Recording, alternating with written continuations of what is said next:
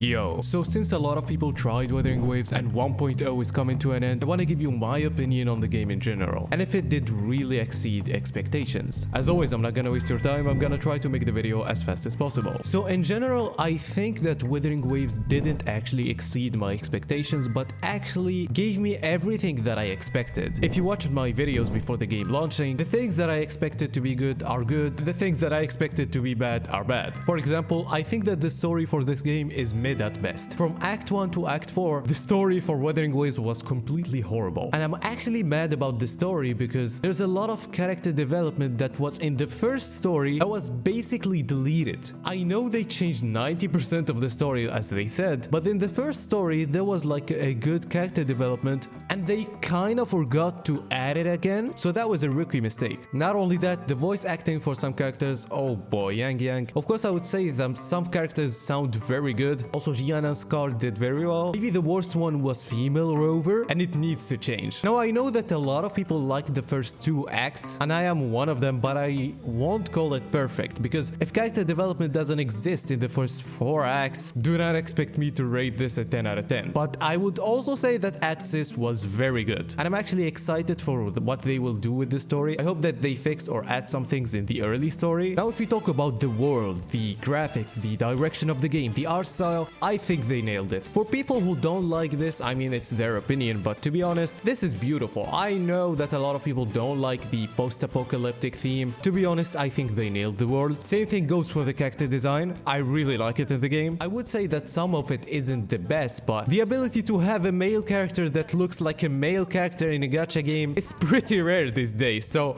I like that they're going for a theme for an older audience. The only thing is, I know that waifus are good, but also we need good male characters. Like a character like Calcharo or even more badass than Calcharo will be very good. Now for the traversal, I saw a lot of people saying that the traversal in this game is the best. I would say the traversal in this game, after like knowing some new mechanics and things like that, it's actually so fun. It's definitely better than Genshin, but to be honest, it still lacks so many things. The main thing would be mounts. And for the people who say, oh, Inferno Rider exists, guess what? Only 2 characters use Inferno Rider. You're not gonna, okay, change your team to use the Inferno Rider for like 4 seconds. This is not optimal. Let's not cope, okay? Having mounts is way better. I would say this is the second best traversal in open world gacha games. Tower of Fantasy actually blows every other game. Wait, I'm not talking about the launch of Tower of Fantasy. I already know that the launch of Tower of Fantasy has kind of a good traversal, but no, it doesn't even compare to that now. There's also the wall running mechanic there. You can fly. There's a lot of good things. So there's also mounts. I don't think that Wuthering Waves needs the same things actually. No, I think that normal mounts, not flying mounts, would be enough. You just need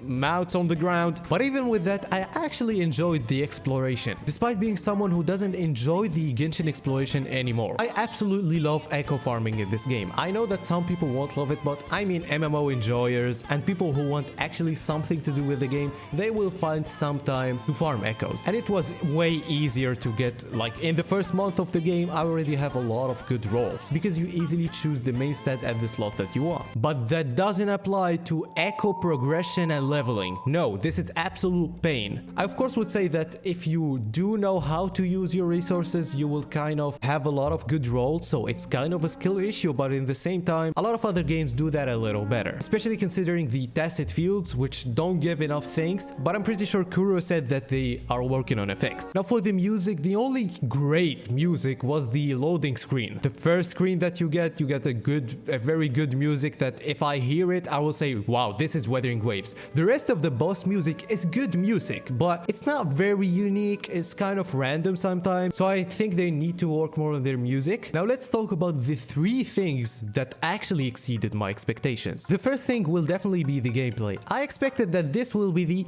best gameplay in every gacha, and it actually was, but I actually didn't know about the swap back mechanic and all the cancel animations that people are discovering now, which made the gameplay way more immersive, and it created more combos. I also love the idea of the Forte circuit. I like the Calcharo and Yielding composition, it's very good, and having that in only 1.0 is a very good thing. Which takes me to the other thing that exceeded my expectations, which is actually meta. I know from the start that 4 stars are going to be good, but I didn't expect a 4-star to be my favorite character in the game. A lot of these 4-star characters are actually S tier. Some of those have insane kits and they're just 4 stars. Which takes me to the other thing, which is the game is actually generous. We literally got 3 free 5 stars. 2 of them are our choice. We got a good amount of polls in the first patch, and then the next patch we're actually still getting a good amount of polls. I will talk about how generous the game is and if it's gonna be generous enough in the future in another video. Now let me move to the end game modes. I would easily say that the best end game mode is the hologram mode, especially at the higher difficulties. Of course, after them fixing the camera for a lot of bosses, because at the start some bosses actually, like the Ikes, are disgusting. But now the bosses have their camera fixed, most of them, and I absolutely love this. Tower of Adversity has a good challenge, but I think it's just a stat check. I don't really think it's very good, but it's okay, because I played a lot of Abyss in Genshin, and then I played it in Honkai Star Rail, and it's here again.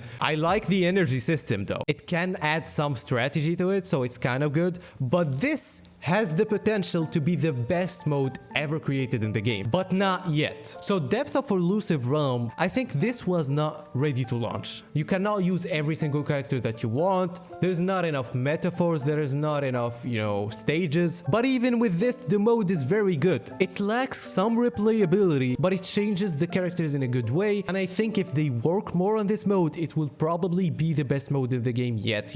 We might get more end-game content in the future. But now this is a good mode for casuals and hardcore players, but it still needs work. I already talked about the echo grinding. I love echo grinding, to be honest. And I can understand people who don't want to farm a lot. The fact that you can get the best stat that you want without even using the stamina. The fact that I can play this game for more hours than other games is so good. And the best thing is, you're not forced to do it. So people who want to play the game for 10 minutes and do their dailies are free to do it. Here's what the end game lacks. The end game lacks some end game content for co-op, because co-op is so normal. If you have some friends, you can have fun with them. You can create your own content and have fun, fighting echoes and things like that. But we need one end game content, maybe a boss that you can do with 2 of your friends. I don't think that there's anything that you can do in co-op that you cannot do alone. So I hope that co-op gets better in the future, and I hope we get more holograms in the future and also new end game content, because I heard that PGR is doing good at that. Lastly, the events are dog shit. I don't like events in Genshin and Honkai here. I think Honkai Star Rail is the best in making events, and even them, they make some horrible events sometimes. But I hope they listen and make something better. And this is the last thing that I want to say. Devs listened, guys. I think that Kuro Games is doing a great job at listening to the players, and we will see that in the next 2 versions, like in 1.1, 1.2, we will see how this will age. The most important things for the game to fix now are the sub-optimization issues and the localization issues for the story. Other than that, I was so satisfied for my own experience. I know some people didn't have the best experience because of their optimization issues and things like that, but for me, the game was phenomenal, and I think this will be a very successful game. And it did actually exceed some of my expectations, but that was actually what I expected, Most of the bad things in the game are kind of easy to fix. Anyway, if you don't subscribe now, you're gonna lose your 50-50. Bye bye.